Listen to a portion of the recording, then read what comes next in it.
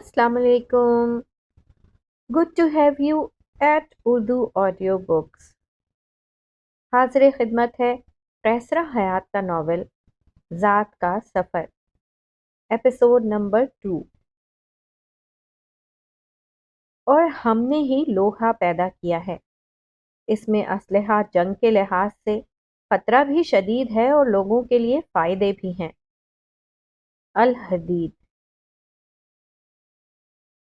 दो नौ उम्र लड़के दरिया के किनारे पानी में टांगे लटकाकर बैठे थे।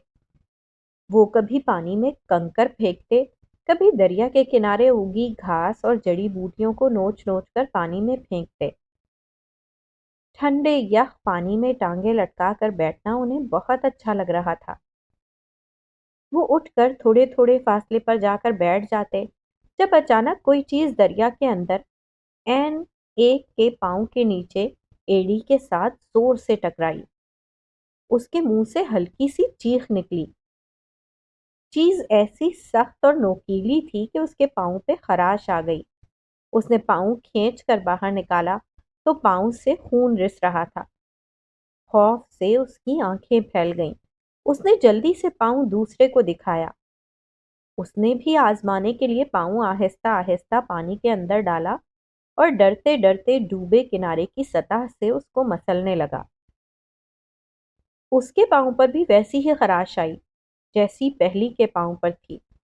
दोनों डर गए और सहम भी गए। यूं ही लंगड़ाते हुए माँ बाप के पास पहुंचे। दोनों उनके हमरा आए। मर्द ने आहिस्ता आहिस्ता पानी के अंदर अपना हाथ डाला और उस नोकीली खुबी चीज को बाहर निकालने की कोशिश की। बहुत तगो-दो के बाद लोहे की एक लंबी सी सलाख बाहर निकाली। उसने बाहर निकाल कर उसको इस जोर से जमीन पर फेंका जैसे कोई जहरीला सांप हो। जंग आलूद स्याह सलाख किसी सांप से कम न लगी। सब खौफ के मारे पीछे हट गए और हैरत से मुसलसल उसको देखते रहे। लोहे की सलाख बेहिस्सो हरकत पड़ी थी और सब उसको घूर रहे थे। फिर आहिस्ता आहिस्ता मर्द उसकी जानिब बढ़ा, उसको हाथ में पकड़ा, उसको हाथ में चुभोया तो हल्का सा खून निकल आया। सब उसको साथ ले आए और दरमियान में रख कर सब सोच में पड़ गए और उठा उठाकर उसको जमीन पर मारते। उसके गिरने से फजा में गूंज की आवाज पैदा होती। एकदम गिरने पर भारी आवाज और फिर आहिस्ता आहिस्ता कम। कैसी आवाज थी, कैसी गूंज, कैसी खनक। और फिर ना इसमें खम आ रहा था और ना वो टूट रही थी। कैसी चीज थी। लकड़ी की टहनी तो टूट जाती है, ये क्या थी। वो सब सोच रहे थे। इतने में एक छोटा सा बच्चा आया और उसको उठाकर खेलने लगा। सब हैरत से उसको देख रहे थे कि उसने उसको ऊपर की जानिब फेंका। वो जमीन पर गिरने से पहले नीचे खड़े बकरी के बच्चे पर जोर से पड़ी तो वो वहीं बिलबिलाने लगा और जमीन पर लौटने लगा। उसकी टांगों से खून रिसने लगा। सबकी आंखों में चमक पैदा हो गई और वो हैरत से एक दूसरे की जानिब देखने लगे और एकदम वो सीटियां बजाने लगे। दूर उन्हें भेड़िया नजर आया। मर्द ने खुशी में जोर से नोकीली सलाख उसकी तरफ फेंकी जो ऐन उसके सर में लगी। खून का फव्वारा सा फूट निकला और वो वहीं तड़पने लगा। सलाख वैसी की वैसी थी मगर जानवर तड़प रहा था। सब भागते हुए गए और हैरत से सलाख की ताकत का मुजाहिरा देखा। वो खुश थे। ऐसी चीज हाथ लगी थी जो टूटती भी ना थी और ताकतवर भी थी। वो ऐसी और सलाखों की तलाश में सरगर्दा निकल गए जो अनमोल भी थी और ताकतवर भी, और जिसकी मदद से वो पूरे जंगल में हुक्मरान बन सकते थे। सब जानवर दरिंदे उनको कम हैसियत से महसूस होने लगे। बर्तरी के एहसास से उनके दिलों में कुछ कुछ होने लगा। उनकी सीटियों में ज्यादा से ज्यादा जोशो खरोश आता जा रहा था। वो सब कुछ कर सकते थे अगर ऐसी चीजें और मिल जाएं। तलाश का सफर शुरू हुआ। वो जमीन खोदते, जो सुराख नजर आता, कोई खो, पानी के अंदर कोई गड्ढा, وہ ہاتھ ڈال کر نکالنے کی کوشش کرتے کہ ویسی ہی چیز مل جائے جس سے ان کی طاقت کو اور تقویت مل جائے۔ وہ سارا سارا دن سلاخ کو لیے گھومتے پھرتے، اس کو ہوا میں اچھالتے۔ ان کے دل خوشی سے ایسے اچھلتے جیسے ہوا میں بل کھاتی لہراتی سلاخ۔ قدرت کے خزانوں میں سے ایک ناقابل تسخیر خزانہ ان کے ہاتھ لگا تھا۔ وہ اس سے ایک جہاں فتح کر سکتے تھے۔ اس احساس نے لاشعوری طور پر انہیں مضبوط اور طاقتور بنا دیا۔ اندر کی قوتوں میں ایک اور قوت کا اضافہ ہو گیا۔ اور تم نے پہلی پیدائش تو جان ہی لی ہے، پھر تم سوچتے کیوں نہیں؟ الواقعہ: قبیلے کے سب مرد و زن پوری جاں فشانی سے کام میں جٹے ہوئے تھے۔ کھلی زمین پر ہر طرف گارا ہی گارا تھا۔ وہ سب مٹی کی دیواریں بنانے کی کوشش میں مصروف تھے۔ کچھ لوگ کدالوں سے زمین سے مٹی کھود رہے تھے، کچھ ان کو نکال کر ایک جگہ ڈھیر کر رہے تھے، کچھ اس میں پانی ملا رہے تھے، اور کچھ مٹی کے سخت ڈھیلے بنا بنا کر انہیں ایک دوسرے پر رکھ کر دیواروں کی شکل میں انہیں کھڑا کر رہے تھے۔ کئی دنوں سے وہ اسی کام میں مصروف تھے۔ اس بیابان ویران جگہ کو آباد کرنے نہ جانے کہاں سے کیا کیا صعوبتیں اٹھاتے اب یہ لوگ یہاں جمع تھے۔ بہت زمینیں دیکھیں مگر پڑاؤ یہیں ڈالا۔ یہ دل کو ایسی بھائی کہ سب یہیں رک گئے۔ نئے گھر، نئی بستی، نئے آشیانے بنانے کے شوق نے ان کی راتوں کی نیند بھی خراب کر دی تھی۔ ذہن اب سوچنا شروع ہو گئے تھے اور وہ ہر دم تصورات میں اپنی کچی بستی کو ہی دیکھتے۔ ہر ایک کی آنکھ کا یہ خواب تھا اور ہر دل کی یہ آواز، اور ہر چھوٹا بڑا اس آواز پر لبیک کہنے کو تیار تھا۔ بھوک لگنے پر بچے اور عورتیں پھل اور کچی سبزیاں لاتے اور وہ انہیں کھاتے، سائے تلے سستاتے اور پھر کام میں لگ جاتے۔ کئی ایک نامکمل گھر بن گئے تھے اور یہ دیکھ کر وہ بہت خوش اور مطمئن تھے۔ مٹی آہستہ آہستہ کم ہوتی جا رہی تھی اور وہ پوری تندہی اور جذبے سے گڑھے کھودتے جا رہے تھے کہ زمین کی عمیق گہرائی سے عجیب و غریب چیزیں نکلنا شروع ہو گئیں۔ ڈر کر سب بھاگ کھڑے ہوئے، پھر آہستہ آہستہ ان کی طرف بڑھے اور ڈرتے ڈرتے ان کو پکڑ کر باہر نکالا۔ قبیلے کے جوانوں کی مدد حاصل کی گئی۔ کافی کچھ نکلا۔ سب لوگ اس کے گرد اکٹھے ہو گئے اور حیرت سے ان کی طرف دیکھنے لگے۔ لمبی، چھوٹی، موٹی اور خمدار مٹی کے رنگ کی ٹیڑھی میڑھی سلاخیں، عجیب و غریب نہ سمجھ آنے والی حیت کی عجیب مڑی ہوئی ہڈیاں، بوسیدہ کھنکتی ہوئی پنجر، پنجے اور پھر ایک کھوپڑی۔ سب ہراساں اور خوفزدہ تھے۔ یہ کیا تھا؟ ان کو سمجھ نہ آ رہا تھا۔ وہ ذہن پہ زور ڈالتے، سوچتے، کہیں نہ کہیں کڑیاں ملانے کی کوشش کرتے، مگر بے سود۔ رات کی تاریکی نے ہر جانب ڈیرا جما لیا۔ آگ کا الاؤ روشن تھا اور آگ پہلے سے زیادہ روشن تھی۔ وہ ساری ہڈیاں بھی قریب ہی پڑی تھیں اور تاریک رات میں الاؤ کے پاس وہ قدرے خوفناک لگ رہی تھیں۔ تب ایک نے چھوٹی سی ہڈی اٹھا کر آگ میں پھینکی۔ ہر کوئی نتیجے کا منتظر تھا۔ ہڈی سے پٹاخے سے نکلے، گندی سی بدبو پھیلی اور پھر وہ راکھ بن گئی۔ نہ اس کا وجود رہا نہ اس کی حیت۔ سب مزید حیران ہونے لگے۔ دوسرے دن بھی کوئی کام پر نہ لگا۔ درمیان میں ان کو رکھ کر وہ سوچ رہے تھے کہ ان کا کیا کیا جائے، کہاں سے آئی ہیں یہ، کہاں رکھا جائے۔ ہر ایک اپنی سی صحیح کر رہا تھا۔ ایک عورت آگے بڑھی، کھوپڑی کو الٹا سیدھا کر کے دیکھنے لگی۔ اس کی آنکھوں کے سوراخوں میں انگلیاں ڈال ڈال کر دیکھا، وہاں کچھ نہ تھا۔ اس نے سارے مجمع کو بغور دیکھا، پھر ایک کے پاس آہستہ آہستہ چلتی جاتی، ایک دفعہ ہاتھ میں پکڑی کھوپڑی کو دیکھتی اور ایک دفعہ اس شخص کو، پھر آگے چل دیتی۔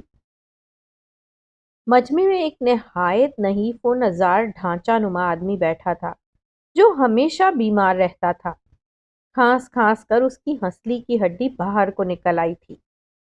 وہ اس کے قریب جا کر رک گئی، ایک ٹک کھوپڑی کو دیکھا اور ایک بار اس کی طرف۔ کھوپڑی اس نے اس کے سر پر رکھ دی۔ کھوپڑی میں اور اس شخص میں بے حد مماثلت تھی، اتنی مشابہت کہ دونوں ایک ہی معلوم ہو رہے تھے۔ سب کی آنکھیں حیرت سے پھیل گئیں۔ وہ خوش اور حیران ہو کر ایک دوسرے کی جانب دیکھنے لگے، جیسے ایک گہرا راز پا لیا ہو۔ وہ باری باری ہڈیوں کو ماپنے لگے، کوئی اس کو بازو پر رکھ کر دیکھتا، کبھی ٹیڑھی میڑھی ہڈیوں پنجوں کو ہاتھوں اور پاؤں پر رکھ کر دیکھتا، ڈھانچے کو سینے کے ساتھ سب باری باری لگا کر دیکھنے لگے۔ ہر ہڈی، ہر ڈھانچہ زندہ انسانوں کے ساتھ ہم آہنگ ہوتے جا رہے تھے۔ تجسس کا نیا احساس پیدا ہونے لگا۔ وہ مسرور تھے اور شاداب بھی۔ اندر ایک جہاں آباد ہے جس کو انہیں دریافت کرنا ہے، جس کو فتح کرنا ہے۔ وہ جوش و خروش سے کودنے لگے، نئی نئی چیزیں نکلنے لگیں، عجیب و غریب اینٹیں، پتھر، ان پر کندہ لکھائیاں، ڈھانچے، مورتیاں، خوفناک کھوپڑیاں، پنجر، زیورات، اتنا سب کچھ۔ وہ اب اور متجسس ہو گئے۔ شعور کا دروازہ ایک بار پھر کھلنے لگا۔ وہ ذہنوں پر دباؤ ڈالنے لگے، ہم آہنگی، مماثلت، مشابہت تلاش کرنے لگے۔ کس کو کس سے ملانا ہے، کس کڑی کو کہاں جڑنا ہے۔ ہر ایک کے اندر پوشیدہ راز کو پانا تھا۔ وہ سارا سارا دن ہتھیار لیے کبھی زمین کو کھودتے، کبھی کسی ٹیڑھی میڑھی چٹان کو، کبھی پانی کے اندر کچھ تلاش کرتے۔ کچھ تھا جو ان کو چین نہ لینے دے رہا تھا۔ ہر نئی چیز پا کر کبھی پریشان ہوتے، کبھی خوش تو کبھی خوف زدہ، مگر تجسس کے جذبے کو چین نہ مل رہا تھا۔ تمام کیفیات سے مبرہ صرف وہ ایک چیز میں سرگرداں تھے، بس انہیں ماضی، حال اور مستقبل کو ملانا تھا، کسی نہ کسی طرح، کسی نہ کسی قیمت پر۔ یقیناً تسخیر فطرت کا خاصہ تھی اور انہیں اسے سر کرنا تھا۔ ہڈیوں اور پنجر کو زندہ انسانوں کے ساتھ ملا کر دیکھتے تو اندر ہی اندر ایک سوچ جنم لیتی، آغاز اور انتہا، ابتدا اور انجام، انسان اور مردار۔ اس سوچ نے انہیں دبلا کر کے رکھ دیا اور وہ قدرت کی طرف حیران کن مگر خوفزدہ نگاہوں سے دیکھنے لگے۔ مگر اس کے نفس نے اس کو بھائی کے قتل ہی کی ترغیب دی تو اس نے اسے قتل کر دیا اور خسارہ اٹھانے والوں میں سے ہو گیا۔ المائدہ۔ لوہار بھٹی سے لوہا نکال کر اس پر زور زور سے ضربیں لگا رہا تھا۔ لوہا آگ میں تپ تپ کر آگ بن گیا تھا۔ اس کی سرخ تپتی رنگت اس کی حیت کو بدلنے کے لیے کافی تھی، اور لوہار بھی پوری کوشش کر رہا تھا کہ اس کی شکل بدل دے۔ لوہے میں کام کرنے سے اس کا اندر بھی لوہے جیسا مضبوط اور توانا ہو گیا تھا۔ موسموں کا تغیر و تبدل اس پر اثر نہ کرتا۔ وہ بات کا پکا اور کھرا بندہ تھا، بہت کم بولتا مگر بہت پر اثر۔ اس کو یاوا گوئی سے نفرت تھی۔ قدرت نے اس کو زبان دی تھی مگر وہ اس کو بے دریغ استعمال نہ کرتا۔ وہ اس تحفے کی قدر کرتا تھا، بہت کم بولتا مگر بہت باوزن، کہ سننے والا بار بار اس کو قرید کر مفہوم جاننے کی کوشش کرتا، مگر وہ تب بولتا جب ضروری سمجھتا۔ وہ گاؤں کا دانش مند آدمی سمجھا جاتا تھا۔ لوگ بھی آہستہ آہستہ بولنا سیکھ گئے تھے۔ وہ سوچتے زیادہ تھے اور بولتے کم، کیونکہ ہر شے کے لیے لفظ ڈھونڈنے کی تگ و دو میں رہتے۔ وہ آ کر اس کے پاس بیٹھ گیا۔ لوہار نے دھیان نہ دیا۔ وہ مسلسل اس کو دیکھتا رہا اور وہ اپنا کام کرتا رہا۔ پھر وہ اپنی چیزیں سمیٹنے لگا۔ دوپہر تپ رہی تھی، اس کی بھٹی کی طرح، اور اب وہ کہیں جانے کی سوچ رہا تھا۔ بھیا، اجت کیا ہووے ہے؟ اس نے اس کو اٹھتے ہوئے دیکھ کر کہا۔ لوہار نے ایک ٹک اس کی جانب دیکھا اور پھر بولا، سیپ میں موتی، سیپ ٹوٹ جاوے، گم ہو جاوے، مگر اجت کو کچھ نہ ہوئے، اور اجت کو بڑے کڑیل شیر جوان سنبھالے ہیں۔ وہ اٹھ کر جانے لگا۔ منے ایک کھنجر چاہیے۔ کاہے کو؟ کوئی موتی لینے کو دوڑے ہیں۔ جا جو چاہیے لے لیجیو، پر الٹا کام نہ کیجیو کہ موہے پر کوئی تھوئی تھوئی ہوئے۔ اور اس نے اٹھ کر ایک تیز دار خنجر اپنے تہبند کی ڈھب کے اندر اڑسا اور کھیتوں کی جانب چل دیا۔ اس کے اندر نفرت کا الاؤ روشن تھا۔ وہ بار بار پانی پیتا مگر کسی طرح بھی ٹھنڈک نہ پڑ رہی تھی۔ اس کو یقین نہ تھا کہ اس کے بھائی اس کے بارے میں یوں سوچتے ہیں۔ اس نے تو ساری زمینیں ان کے حوالے کر رکھی تھیں، بغیر کسی نفع و نقصان کی سوچ کے۔ اس نے اپنا سب کچھ ان کو دے رکھا تھا، اور وہ نہ صرف اس کی زمینیں ہڑپنے کی سوچ رہے تھے بلکہ سب بیٹھ کر اس کا مذاق اڑا رہے تھے۔ اس کو بے وقوف، کم عقل، احمق اور نہ جانے کیا کیا کہہ رہے تھے۔ بات یہیں پر ختم نہ ہوئی تھی۔ جب وہ اس کی گھر والی کے بارے میں الٹا سیدھا ہانک رہے تھے، اس کے بعد اس پر بھی قبضہ کرنے کی سوچ رہے تھے۔ کیسے کمینے تھے وہ، کتنے گھٹیا، کتنی خباثت تھی ان کے اندر۔ وہ وہیں پر ہی دل محسوس کر رہ گیا، اور تب ہی اس نے ان کو ختم کرنے کی ٹھان لی۔ وہ کھیتوں میں بیٹھ کر ان کا انتظار کرتا رہا۔ رات کی تاریکی گہری ہونے لگی۔ چاند بھی مدھم تھا۔ کہیں کہیں بادل ٹکڑیوں کی صورت میں نمودار ہونے لگے۔ جب چاند کے آگے بادل آ جاتے تو تاریکی میں مزید اضافہ ہو جاتا۔ ہوا میں خنکی بڑھنے لگی۔ جب آدھی رات کے قریب دو سائے کھیتوں میں چلتے نظر آئے، ایک ایک طرف کو چل دیا تو دوسرا دوسری جانب۔ وہ ایک کے پیچھے گیا اور ڈھب سے خنجر نکال کر اس پر پے در پے وار کیے، یہ نہ دیکھا کہ کیا ہوا ہے کیا نہیں۔ وہ دوسرے کے پیچھے آہستہ آہستہ چلنے لگا۔ جب وہ کنویں کے قریب پہنچا تو اس نے اسے اس میں دھکا دے دیا اور خود ڈیرے پر آ کر پرسکون سو گیا۔ اس کے اندر کے جنون کو کچھ سکون ملا تھا۔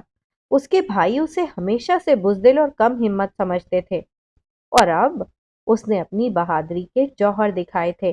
اب ساری رقابت، عناد، حسد، دشمنی ختم ہو گئی تھی۔ نور کے تڑکے، ہر طرف شور ہی شور تھا۔ وہ آنکھیں ملتا اٹھ بیٹھا، لبوں پہ مسکان سی پھیلی۔ شور کی جانب بڑھا تو سر پکڑ کر بیٹھ گیا۔ اس کا اپنا ہی بیٹا ٹکڑے ٹکڑے کھیتوں میں پڑا تھا، اور دوسرا کہاں تھا؟ اس کی تلاش جاری تھی۔ اس کی بیوی رو پیٹ رہی تھی اور دوسرے کو ڈھونڈ رہی تھی، پر یہ تو صرف وہی جانتا تھا کہ وہ کہاں تھا۔ وہ ڈیرے تک گیا اور خنجر نکال کر لوہار کی دکان کی طرف چل دیا۔ سارا راستہ اندر ہی اندر روتا رہا، دہائی دیتا رہا۔ انسان گھاٹے میں ہے، انسان خسارے میں ہے۔ قسم زمانے کی، قسم کائنات کی، قسم خدا کی، انسان خود اپنا ہی دشمن ہے۔ انسان نقصان میں ہے، خسارے میں ہے۔ وہ خسارہ جو اندر ہے، جو باہر ہے، جو ہر طرف ہے، اور جس پر ہر مہر ثابت ہے۔ ان الانسان لفی خسر۔